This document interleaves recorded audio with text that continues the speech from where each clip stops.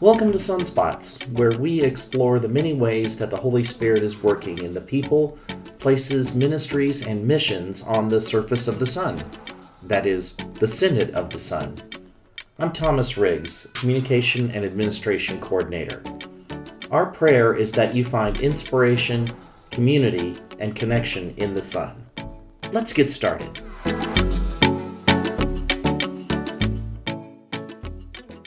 A note before we begin. This conversation was recorded 2 months ago when Kathy Lee Cornell was still our director of the Synod Partnership for Disaster Recovery. Kathy has since joined the staff at Presbyterian Disaster Assistance as their new Associate for National Disaster Response. We are grateful for this interview with Philip Blackburn and grateful for his patience while other content was posted on our podcast. Now, on to the interview.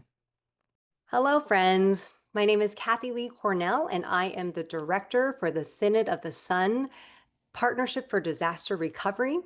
I'm joined here by the Reverend Philip Blackburn, who serves as the director for the Town Square Collaborative. If you haven't heard of them, the Town Square Collaborative is an initiative housed at the University of the Ozarks, and it's dedicated to serving rural congregations, communities, and their leaders. So, Phil, thanks so much for joining me today. How are you today? I'm great. It's good to see you again, Kathy, and glad to be here and talk about, all things rural church and all the other fun things I'm sure we'll get to here. Yes, we've got a lot of ground to cover. And what I want folks to hear first is to get to know who you are. Our listeners are mostly folks from across the Synod of the Sun. Some may be very familiar with you, but my guess is that there are some folks who are hearing your name for the first time, hearing Town Square Collaborative for the first time. So tell us a little bit about who you are. And I'm particularly interested in how your vocational journey as a pastor has led to you being a part of this particular collaborative and perhaps how it intersected with the creation of the Town Square Collaborative. Yeah, I have lived very few places that were rural. So so it's kind of funny that I ended up here. I grew up in Oklahoma City, and then went to the University of Kansas, went to seminary at Austin, right in the heart of the Synod of the Sun. Um, did a residency at Second Presbyterian in Indianapolis, which at the time was one of the largest congregations in our denomination. So obviously that prepares you well for rural ministry. But then from there, I moved to Lincoln, Illinois, with my wife Tasha, who is also a pastor. Um, and we met in seminary. So I moved to Lincoln. Lincoln was a town of 15,000, and I served that church for 8 years. Hmm. And I think it was there, and it's surrounded by cornfields. I had a lot of thoughts about rural ministry then, but there was no broader conversation at the time happening around rural ministry, at least not that I was aware of. Um, Mhm. so after a while, Tasha, who was at a different church down the road in Springfield, which was not rural either, um, we decided that it was probably time to move along, and we went to Fort Smith, Arkansas, town of about 90,000. We co-pastored First Presbyterian of Fort Smith. So at the same time, we began to develop a relationship with the University of the Ozarks, which is a Presbyterian school about 45, 50 minutes away from Fort Smith in the town of Clarksville, which is about 10,000 people. Mhm. And they got approached to write a grant to Lilly to support rural pastors in the Presbyterian Church in Arkansas. And so the president, Rich Dunsworth, had Tasha and I work on the grant. Tasha was on the board of trustees at the time. And so that's kind of how we got involved with the initial conversation, was helping them write this grant. Um, and then they got that grant. And so originally the grant was just for that. It was just to work with rural pastors in the Presbytery of Arkansas at the University of the Ozarks. And so I left my full-time position at First Pres. I dropped down to three. I did that 3/4 time, and I did this half time. Um, Mhm. and then it kind of it kind of just blew up from there. We wrote a second grant to support rural congregations, which I can get into more about why we did that. We got that grant. I moved over here and started working full time here and then just quarter time. And then we were approached by Lilly to write a grant specifically for rural congregations. So there was a separate grant program they were doing. And that was a big deal for us. I think they invited about 18 organizations around the country to write those grants. And so that gave birth to the Town Square Collaborative. So when I talk about the Town Square Collaborative, what I'm talking about are all three of the Lilly programs that we administer here for rural pastors, rural congregations, but also most specifically this last grant, which is the largest and is intended to create a hub. Mm-hmm. So the opposite of what I experienced in Illinois, where there was really no place to talk specifically about rural church, that's what this is. Mm-hmm. If you just want it in its simplest form, it is a place that spends all of its time, the Town Square Collaborative, thinking about what it means to be the rural church in a modern America. Mm-hmm. You know, the word that's coming up to me as you explain this is the word isolation. Mm-hmm. Sounds like when you started serving in a rural congregation, you felt isolated, if not siloed, in your experience. And so you're breaking through that isolation and that siloing of ministry and creating a community for folks who may feel siloed or isolated in their particular venue for ministry. That's right. That's exactly right. And I think it's easy to silo rural churches and rural pastors, not out of malice. I want to be clear that I don't think this is done intentionally. It's just kind of a default setting. And we can get into some of that a little bit later on. But I do think trying to really center rural churches and rural leaders is important work. And I think the endowment recognized that. And and I the more I do it, the more I think that it's actually vital work. Mm, I think I underestimated how yeah. important this is if we can get some of these things right. Hmm. Well, let's start at the basics. You know, if you're new to this, like how would you even describe and identify your rural church versus a small town church versus an Mhm. urban church? On your website, you do have a handy tool Mhm. where folks can put in their physical address. I did it from my own home. Mhm. Does not qualify. Not rural. Yep. Not rural, which I knew that, but I, thought I Yep. would test it anyway. So how do you define rural? Like who gets to be a part of your Mhm. collaborative? And then, two questions, like how do you define rural and what makes rural ministry unique that Mhm. those particular leaders, what are the things that you're trying to address that aren't that aren't a part of ministry in other settings? Yeah, so those are great questions. So the answer to the rural definition is it's almost impossible to come up with a satisfactory definition of rural. The way the endowment, and again, when I talk about endowment, I'm talking about the Lilly Endowment for Religion. The Hmm. way they defined it was anything that is not urban or suburban. So that gives us, it's not an ideal definition, but it gives us a lot of flexibility, Hmm. especially in a state like Arkansas. I always like to share this because I think it's interesting. And I also think it helps frame out things we don't think about how small a state like Arkansas is. If you take the population of Oklahoma and Arkansas and you combine them, you get the Dallas-Fort Worth Metroplex. So that's the scale and scope of what we're talking about. So like in a state like Arkansas, I define almost the entire state as rural, Hmm. even though Arkansans don't think that way. Hmm. One of the communities we work with is Pine Bluff, Arkansas. Pine Bluff has a population of around 57,000.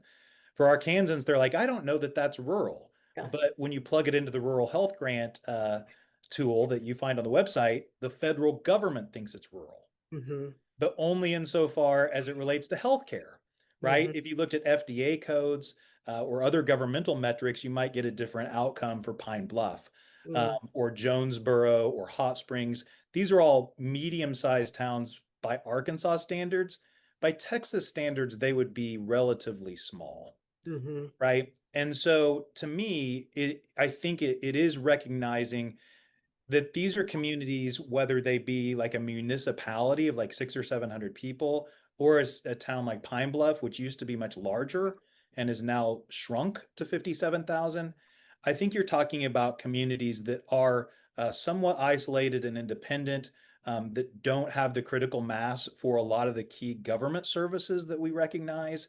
Health, that's why I think healthcare is a good indicator, Mhm. right? So these are going to be underserved communities as it relates to healthcare. They'll be underserved as it relates to mental health. They'll be underserved as it relates to social services. They'll be underserved as it relates to access to healthy food, all Mhm. of those things.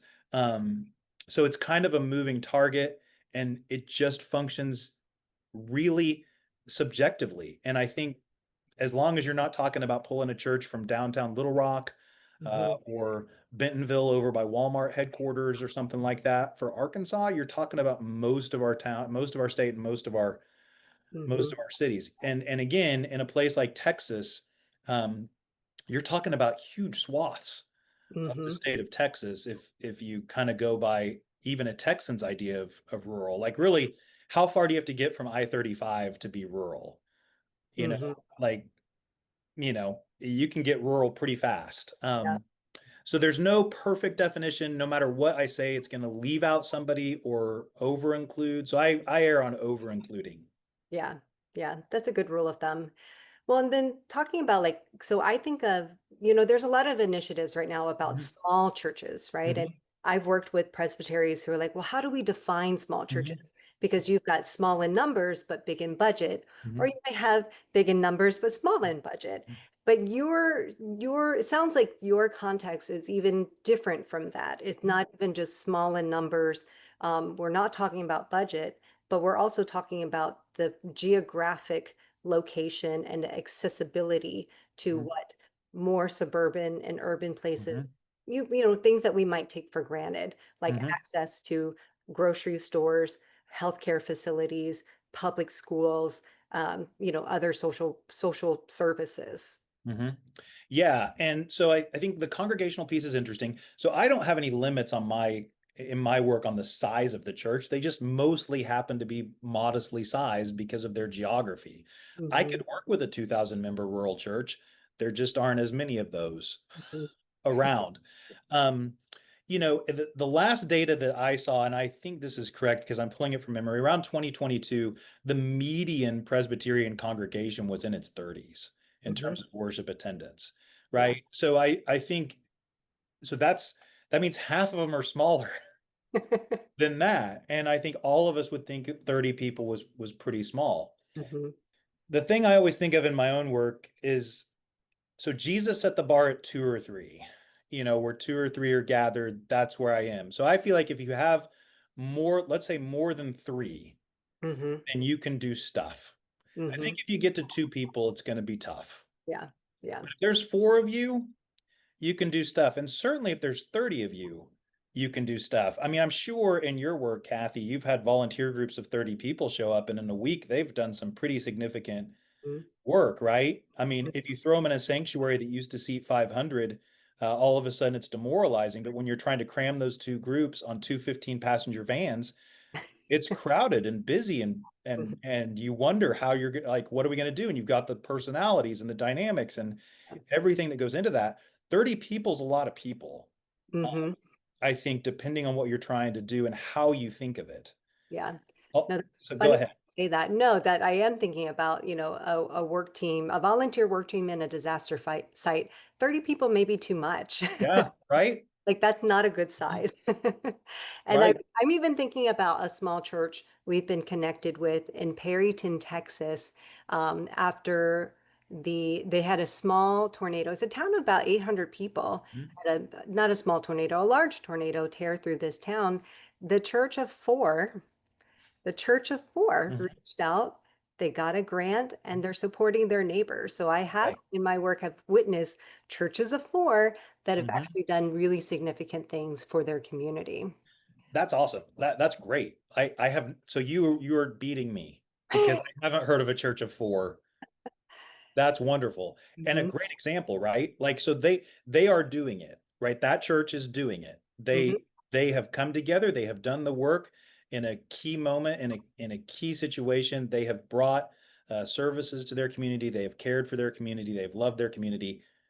So they did it with 4. So that Mm, means pretty much everybody, yeah. if you want to, Hmm. should be able to do some of that work. So I'm curious to hear, in more specific terms, right? It sounds like you have these 3 grants that have Mhm. created 3 programs to work with pastors and leaders in rural churches. So what are some concrete terms, not to be cheeky, but now that I sit in on a lot of presbytery meetings and a lot of congregational meetings, I see a lot of consulting happening. Oh, yeah. And is this a consulting type gig, or Uh-huh. what does it look like for the Town Square Collaborative to provide the support and training and resources with rural churches? What are Mhm. the actual things that happen in this Mhm. in the work that you do? Yeah, that's a great question. And one thing so we just had our first ever Rural Ideas Conference last week. So it's all fresh in my head, right? Ah. And so this Methodist pastor came up to me afterwards and he said, this was great. You didn't try to tell us the next best thing, next big thing. You just met us where we were. So to Mm, me, I was delighted when I heard that because that's what we try to do. We try to meet churches where they are. One of mm, the unique things about rural communities is they're all unique. It mm, sounds like a cliche, but it's true. yeah. So if you think about, I'm going to assume, since we're talking to the Synod of the Sun, that folks who are listening to this are most familiar with Texas, Hmm. right? So think of Fredericksburg. That's a rural community. It's a tourist community. Hmm. It is second homes. It is bougie downtown shops. It is nice restaurants. Whatever Presbyterian church in Fredericksburg is going to look a certain type of way. Then Hmm. think of Junction. And I know the pastor in Junction, Jim Barker. We went to seminary together. Are you going to have a boilerplate model, right, for rural church that's going to apply to Fredericksburg and Junction? If you Hmm. try to create that program, it will fail in both. Hmm. So I have to understand what's happening in Fredericksburg, and I Hmm. have to understand what's happening in Junction, and I have to understand that these are radically different contexts for Hmm. ministry. The cultures of those congregations are going to be different. The leadership skills required to do good ministry in those congregations will be different. So that's why we try to really understand as best as possible. When we were small, I could go visit everybody that we participated with. So I like our first ministry cohort, I went to everybody's church and that sort of thing. Now it's difficult for me to do that. But I thought it was really important to see where everybody's church was Hmm. because how they feel. Like the first one, we had several churches. I think 2 of the first 5 that we worked with had been downtown, but then burned Hmm. and then rebuilt. Well, that changes those congregations, right? Because that's ingrained that traumatic experience. And then that move away from the old Main Street has changed their ministry context. It's changed the facilities they're working with. The tools that they have to do their work is all different than one that's been in the same spot for 125 years. So Hmm. these are all things you consider. So then when you start thinking about what we do, I'll highlight a couple things. One of, I think, the best things we do or that's been most interesting for me. I shouldn't say best because how do I know? I was Uh, gonna ask, what is the worst thing you do? right, there's plenty of bad stuff. We'll save that for off air. Is something called Ruling Elders in Ministry, which you have been to, Kathy. And one of the most, I've learned a ton from that. So our first grant was to work with ministers of word and sacrament who were in rural churches in Arkansas. What we quickly realized is, especially post pandemic, there was never going to be enough of them to have multiple cohorts again. Hmm. So we are now into our second cohort in 4 years, and the first one lasted 3 years, and that's fine. But then I started working with CREs, with commissioned ruling elders. But then I realized that's not even getting down low enough to reach the needs of our rural churches. You have to get down to the ruling elder level and try to equip ruling elders who are now functioning in pastoral roles in their congregations as best as you can to do basic work, the basic work of ministry. That program was born out of needing to do communion training in the presbytery. We had a whole bunch of churches that hadn't had communion recently. We had some churches that hadn't had communion in a year, if you can imagine that, which I mean, I kind of view that as a denominational failing. Like the church didn't do anything wrong. That's a long time to go without communion. Um, and so our job was to put together a training that they could do, and then those elders could serve communion in their own churches. We also did a basic preaching thing. And then what we learned is there's all these elders out there who are functioning in leadership roles without any training or broad support in our rural and small churches. And so we've tried to listen to them and put things together that they would find interesting and helpful. So we've worked on pastoral care, we've worked on leadership, we've worked on theology, we've worked on their committee structures, like, I mean, all sorts of things that we work with them collaboratively on to try to do the best we can to give them a place that they can kind of root in, to where if they have a question, they have an issue, they know we can kind of at least talk through it with them. And if more than one have that issue, we can have a whole 3-hour workshop on it, Kathy, and solve the problem in 3 hours. At the low cost of. The low cost of zero.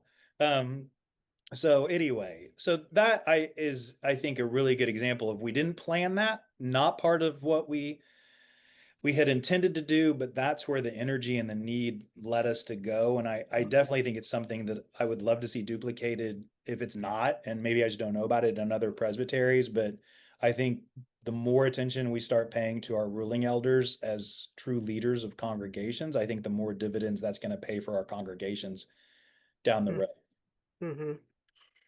Well, having just heard you explain all of that, that really lends into my next question. I'm thinking about, the places where our polity is not matching Mm-hmm. context to actual Yeah. community that our churches are trying to be in the world. Mm-hmm. Then I'm also thinking about our seminaries, and Mm-hmm. our seminaries aren't providing, Mm-hmm.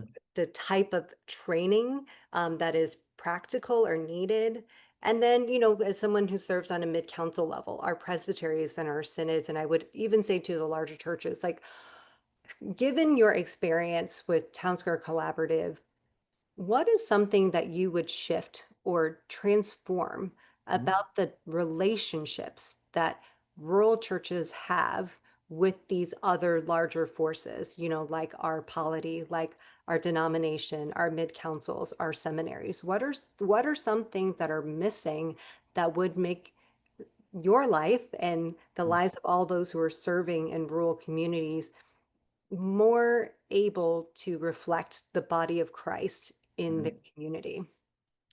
Yeah, it's a great question. I think about it a lot. I talk about it a lot, especially with my good friend, Catherine Neely Burton, who does this type of work in the Presbytery of Southern Kansas. And I had a pretty scathing take on some denominational stuff in the Outlook last year. And so I'll leave the super hot takes to Catherine, and she would absolutely give them to you if she were on here. Um, I think the biggest thing I would say to anybody is to recognize what's happening in your presbyteries. So let me just, like, Catherine and I talk about this all the time. So Presbytery of Arkansas, we have about 70 churches, right? And of those 70 churches, I think we have right now somewhere around 23 or 24 installed pastors. Okay. So you have to spread those. And in our presbytery, like many, you have to have an equal number of ministers of word and sacrament and ruling elders on every committee. So think about committee on ministry, right? Who's most likely to be the minister of word and sacrament representatives on a committee on ministry? It's most likely to be, the loudest voices are most likely to be full-time, installed, seminary educated ministers of word and sacrament who live in cities or suburbs. Mm-hmm. Not exclusive, not always, but by and large, those are going to be the people that are on those committees. Committee on Ministry has a huge impact on small and rural churches. Can this ruling elder serve communion? Can this local retired Methodist pastor serve as the temporary pastor? I think trying to recognize that there's a perception gap between those pastors who are coming to a committee on ministry meeting and those churches who will never have an installed pastor again. Mm. And so I think trying to bridge the expectations, trying to bridge the understanding of what churches are versus what they could be or used to be is really important. Um, I know there's conversations around ordination going on at the denominational level, particularly as it relates to CREs. Hmm. Um, and I was talking to a denominational representative about this who was very interesting and very helpful.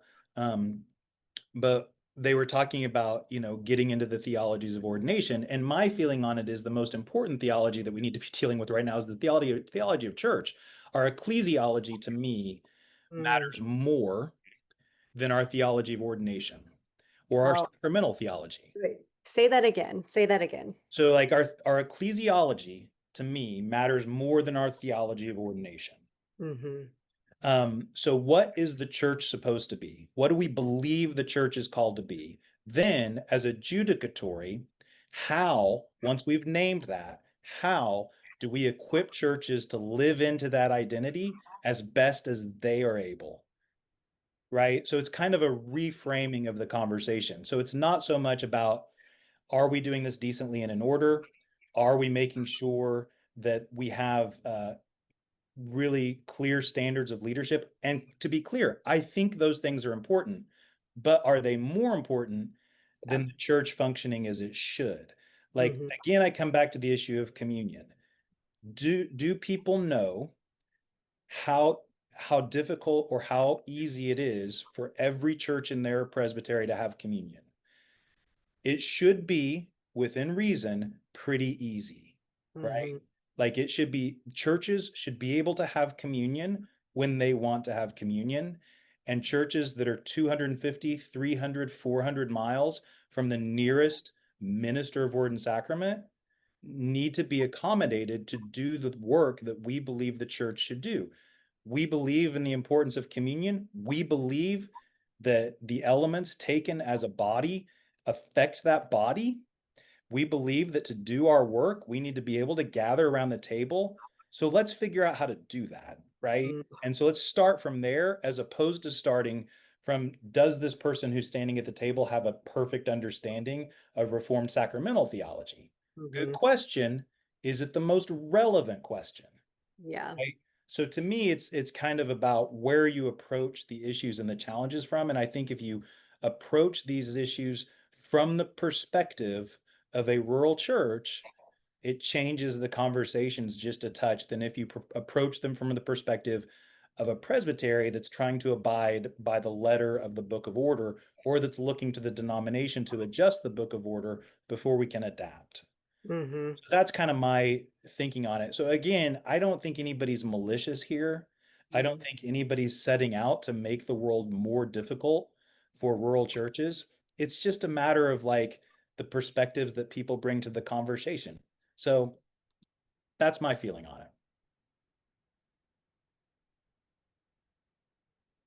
I'm grateful you shared that. Like I hesitate to say because I want your words to stand alone because I feel like you can take that to every presbytery and help open eyes and help people understand. Because like you said, it's not malicious. I think we're all trying to do the right thing. We all have the best intentions.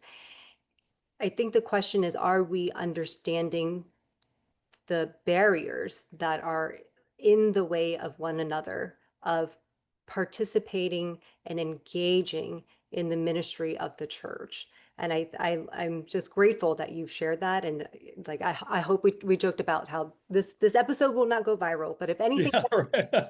like let's share that, because I think it's Yeah. a matter of understanding the priorities. Like we all want to do things decent and in order, and we all also are called to be the body of Christ, wherever we find ourselves. And so how can we do that? How can we feed each other and nurture each other in our faith? Um, well, I was thinking about your Presbyterian Outlook article about, about the work that you do, but something that you mentioned there, I wanted to get some more insight as to, you mentioned that, churches of any sizes and any location are bursting with potential, and you alluded to that a little bit, but and I see it all the time, right? In my disaster work, I'm like, I see so Yeah. much that we can all be doing and, and I haven't been able to unlock this piece, so maybe you can help me with this. How do you cultivate a curiosity in congregations to explore what the potential could be. Because I do think that so often, we live in a certain narrative of what Hmm. churches should Hmm. look like, what churches, how we should operate. Like we need to have a minister of word and sacrament. We need to sit in pews so we all face forward. We need to Hmm. have a Yeah. building, and the building needs to have, these classrooms, these Uh-huh. education classrooms. Like we have this narrative around what church should be and look like. And so oftentimes, like we cannot hear the potential. We cannot hear this Holy Spirit inviting us into something new. Have you discovered ways that you have been able to walk alongside these rural pastors and leaders in churches to help them start to explore and to live into that new potential? Okay, that's a great question. And again, it's nice to have the conference on my head. Um, One of the things we did there is we had them fill out these engagement memos, and Mhm. it was just handwritten, right? And so we have like 90 of these at this point, 80, 90 of them. I don't know how many we've got. They all did it. And it was just like, what are you doing? Like, we just want to know, what are you doing? And then we would highlight those throughout the conference, like some of the more interesting ones that we came across. And I'll tell you, of the ones we received, I would guess, I haven't, these are not statistics yet, Kathy. I would guess between 60 and 70% of these churches, which are rural, not big, were doing some sort of food program, right? Mm, They had a food pantry, they had a community meal, they had a blessing box. My job, first and foremost, is to celebrate what they're already doing, right? mhm, You go to a presbytery meeting. Let's pretend, and I'm not picking. Let's pretend you're in Grace Presbytery, right? So that means you're going to a presbytery meeting with First Presbyterian Dallas, Preston Hollow, huge Fort Worth, like these huge metropolitan churches, right? And they say, let's everybody take a moment during this open mic time and let's celebrate things that are happening at your church, right?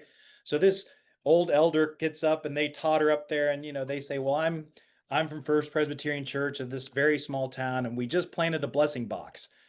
The reaction at Presbytery is not going to be one probably that's terribly effusive, because they're thinking of like First Pres Dallas's incredible mission programs, right?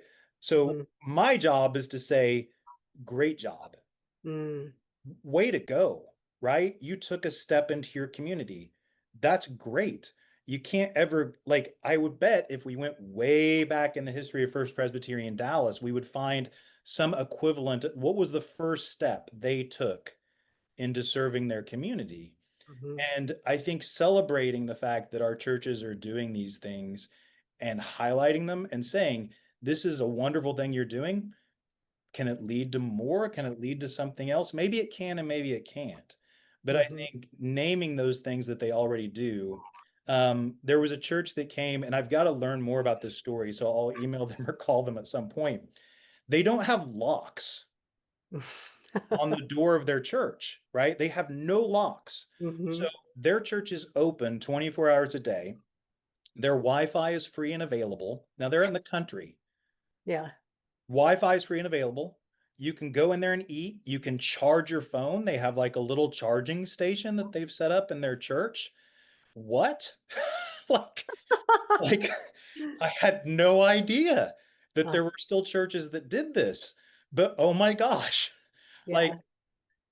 that's unbelievable. Could other churches figure out a way to leave a portion of their church unlocked so that people could access it if it's hot or cold, or they need some water, or they want to charge their phone without jeopardizing the entire facility? I wonder about these things. And the fact that there's already this little church doing this is fascinating to me. And again, that's not a big thing, right? It's not a big program. Mhm. But it certainly, when you get back again to that idea of what's the church called to be, like, boy, that really aligns quite nicely, I think, with my understanding of what the church is called to be, even though I'd never have the guts to suggest it to a session that I serve. Hey guys, why don't we leave the church unlocked? Everything unlocked. Yeah. So, I mean, I think recognizing that it's okay for small churches to be small and to do small things, but those small things matter and Yeah. they're really important. And I think the churches don't fully appreciate the impact that those things are having on the community. Mhm. Um, I've got a lot more stories that I could tell about this, so I'm going to stop. But to Well, me, that's the primary thing, is getting back to that idea, mhm, identifying, listening, celebrating, and naming this, and then asking the question, how can we support you in that work? What more can we do? Which is another piece of our work. And if you have an appetite for more, how can we help you do more in some ways that are sustainable, but give you access to some expertise that you might not have otherwise had? mhm. That's fantastic. I mean, I take a similar approach when it comes to disaster work, because not every church is in the place of a hurricane path, right? Mhm, Not every church is going to get these big, big catastrophic events. Sometimes it's a smaller event in a small town. And so for those folks, I do the same thing. I'm like, what are you interested in? How do you want to be connected to your community and your neighborhood? And start small. My yeah. first thing is always just connect to your local fire department. Uh-huh. It's like just start there, and I bet you'll come home with 10 more things that you hadn't thought about by Hmm. building one partner in the Hmm. community. And then to let people know, again, I go back to the word of isolation, is just to know you're not alone as you're dreaming, as you're desiring to do more as a congregation. You're not alone in that. And there are resources and there are people who have been, identified to specifically walk alongside you in that. Hmm. Well, and you mentioned this Rural Ideas Conference. This was the Hmm. first ever. I think it wrapped up last week. Is that Hmm. right? Yes, wrapped up on Friday. Whew. And so is there another one for this is called the first annual, so I'm assuming there will be a second annual. And tell us about that. Yeah, there will be at least four more of these. So, so we'll have them every summer here in Arkansas, because Arkansas is the place you want to be in the summertime. Uh, Really, the whole Synod of the Sun, Kathy, I think is a great place to visit in the month of July. Uh, Airfares are low. that's right. The airfares are low. So yeah, so we have a couple of things that we bring together at the Rural Ideas Conference. First of all, this is ecumenical. A lot Hmm. of our stuff focused on Presbyterians to start, but this really focuses on any church that wants to play with us. And it's also regional/national. We had 11 different states represented at the Rural Ideas Conference. I think the furthest churches traveled from Virginia, which blew my mind, but was wonderful. We had several churches come up from Texas, Oklahoma. I don't know if we had any Louisianans. Hmm. So anyway, we'll see. You guys can do better next year. Um, but uh, but anyway, so we focus on two things. One is what I've already laid out, like that idea of celebrating rural churches, leaning into the strengths of rural churches, putting them right at the center, at the heart of the conversation. Um, so they're not having to apply things that aren't necessarily for them. We had leadership from folks from the North Carolina Rural Center, the Indiana University of Indiana Center for Rural Engagement. My good friend Alan Stanton, who does a lot of stuff for small and rural churches in the United Methodist Church, was one of the leaders there. So those were kind of our main. Catherine, of course, was there. I'm not going to have anything without Catherine. So Catherine was there from Presbytery of Southern Kansas. But then also one of the main parts of that grant are these programmatic partners, and these are nonprofits that churches can engage with. That are the design there is to really center the churches in the community work, but they bring their expertise and knowledge. Hmm. So we have four of those that we work with, and we engage them through subgrants from the larger grant. And so the Winthrop Rockefeller Institute, which works on civic engagement, Innovative Poverty Solutions, which works on social capital and using social capital to elevate people out of poverty. Arkansas Community Action Agencies, which has partnered with a group called Well-Fed Arkansas to bring locally sourced as much as possible fruits and vegetables to those communities year round on a monthly basis. And then Communities Unlimited, which does rural development work throughout the South. They're in 7 states. So our congregations can work with those programmatic partners to really try to enhance their own relationships with their communities, draw on that expertise, and really build out on something they are passionate about or care more about.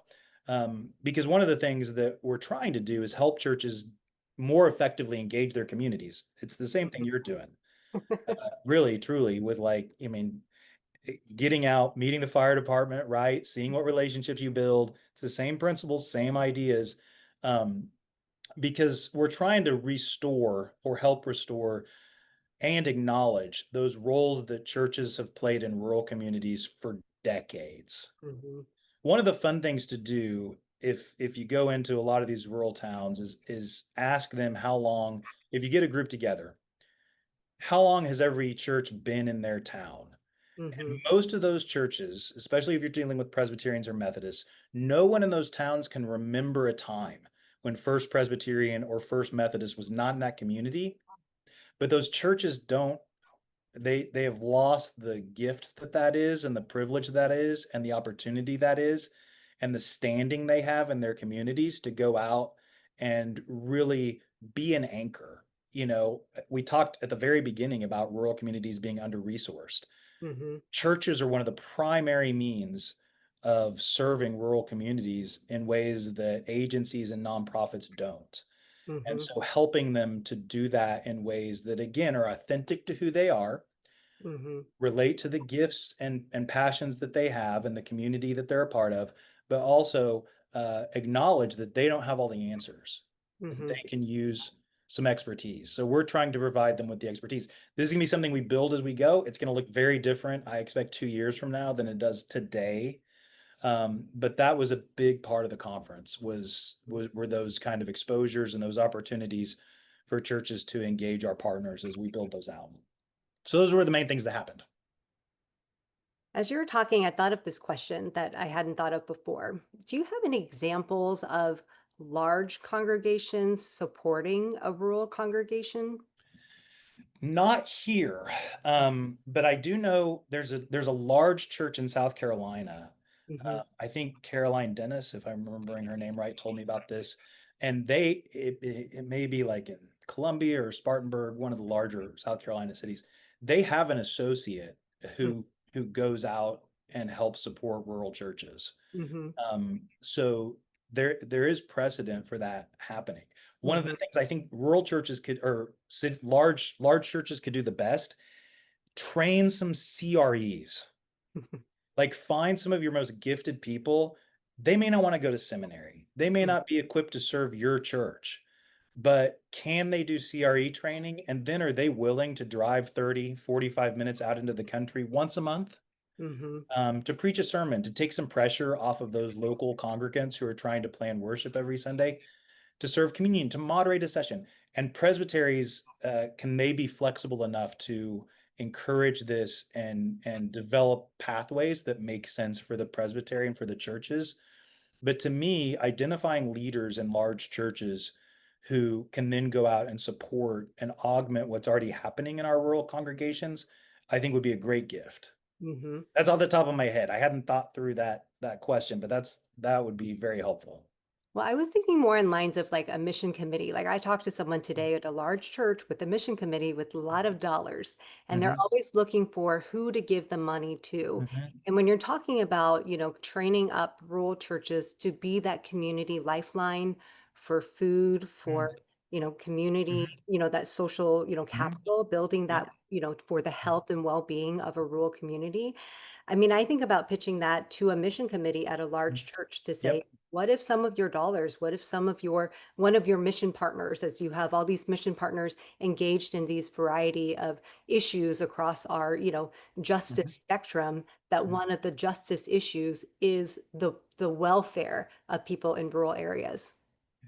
I think bringing that up as a justice issue, especially for Presbyterians, is great. Like if I just gave you a blind, if I just said this is a community, let me describe them to you, and I told you that they had a higher than average number of their population on Medicaid and on WIC, if I told you that they didn't have access to mental health care, if I told you they didn't have access to health care, if I told you they didn't have access to maternal health care, if I told you that they had to drive more than 10 miles for fresh fruits and vegetables, if I told you all those things, you would say that is a marginalized community that we need to help.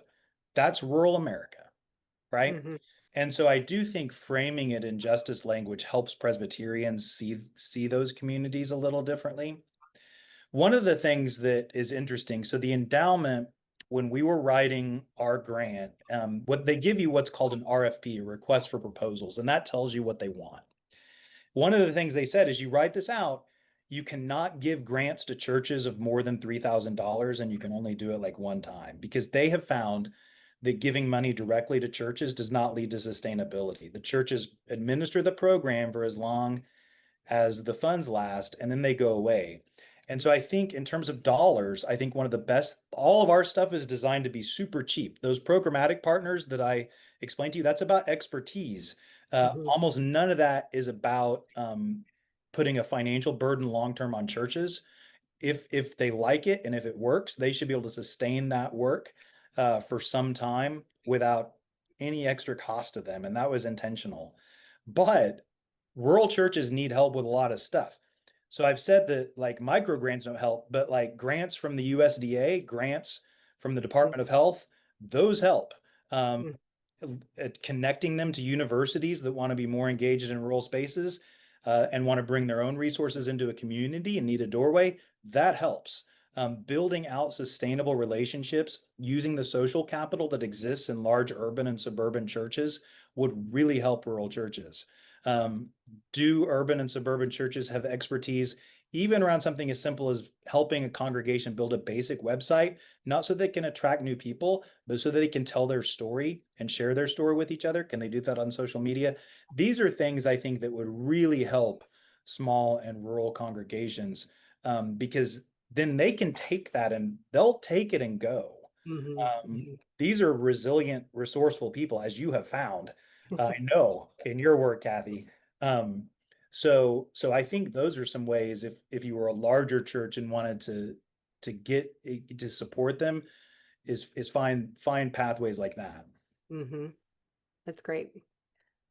Well, before we wrap up, how can folks continue to follow along with Town Square Collaborative? How can folks who didn't know you existed and wanted to be one of Yep. your programmatic partners or participate in your programs? How can folks stay in touch with you and your team? Yeah, the best way to do it is to just go to townsquareco.org. Okay. So that's townsquareco collaborative.org. You can contact me, anybody else on our team. Pretty soon we'll have a link there if you want to sign up for our kind of our listserv. So we'll have regular email updates going out like most organizations do. And then we'll have the dates for the conference next summer up probably within the next month Hmm. so that people can start planning for that. So that's the best way to find us. And yeah, we're excited to talk to anybody, really. Just thinking out loud, is there a registration fee or is there a fee associated with attending the conference? There was none this year, so everybody missed their chance to come for free. I think next year it's going to be very modest, like $50 or something. Okay. I don't think people will have to pay like full freight, quote unquote, until year 4, if I remember the design. Okay. And by that time, we should have it pretty well figured out in terms of making sure that's value added. But even then, it's not going to be expensive. We won't, this is not a for-profit offering, but it'll offset the expenses of food and lodging Okay. for Well, folks. just putting it out there, if Yeah, anybody wants to support it, I think this is yeah. where presbyteries and the Synod of the Sun. Mhm. Yes, I'm going to put the Synod of the Sun online to say these are ways we can support Yeah. leaders participate in the conference. Well, Phil, thank you. Thank you for your ministry. Thank you for the gift of this conversation. And I just want to close our time together with a short blessing. Yeah, thanks. Phil, as you continue to lead the Town Square Collaborative, may you continue to encounter and proclaim Jesus Christ, who himself hailed from a small town and often broke bread in places far beyond city walls. May all those you meet along the way be strengthened in their journey of faith and assured in God's unending love. Amen. Thank you. Before we In the Synod of the Sun, we believe when we work together across boundaries, we make visible the good news, and we find wholeness as the body of Christ. In our common calling, we impact lives together. So let's remember to connect with, equip, and empower one another in the name of Jesus Christ, today and every day.